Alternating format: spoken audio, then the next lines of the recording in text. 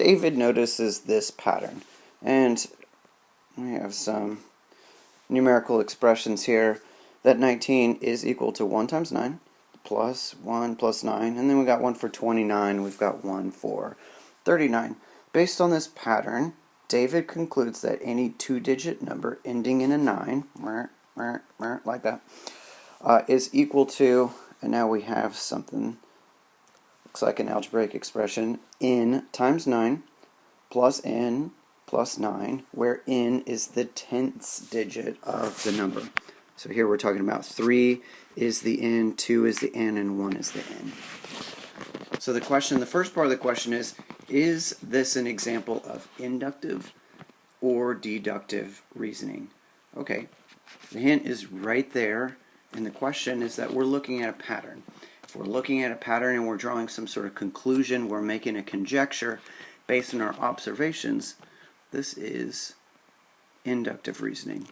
I mean, he could be completely wrong about this little conjecture right here. What we need is a proof in order to show it's true. And that would be deductive reasoning, and that's what we're doing in the second part of this question. So part B down here says, is David's conclusion correct, and support your answer. So what I'm going to do is I'm just going to rearrange this. This is not a form that you usually see, this little expression, so if we rearrange this, it'll become obvious whether it's true or not. So we have n times 9 plus n plus 9. Alright, usually we don't write something like this. If it's a 9's a coefficient, we usually put it out front. So let me just rewrite this as, this is equal to 9n plus another n plus 9. Here we can just combine our like terms, and we get 10n plus 9. Alright, and then if I look at the first part of this, this is 10n. This is the tens digit.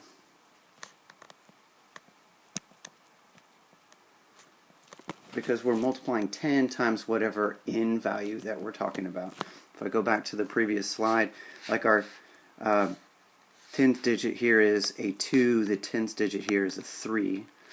So if I come back over here and I look at it as an example, let's say I'm taking that 3, this would be 10 times 3 plus 9 more. We have 30 plus 9, that's equal to 39. Just to demonstrate it, this is not part of the proof here. The proof ends pretty much right here. That we have 10 times n, which is the 10th digit, so a 30, a 40, a 50, or something like that. And then we add 9 more so that our number ends in 9.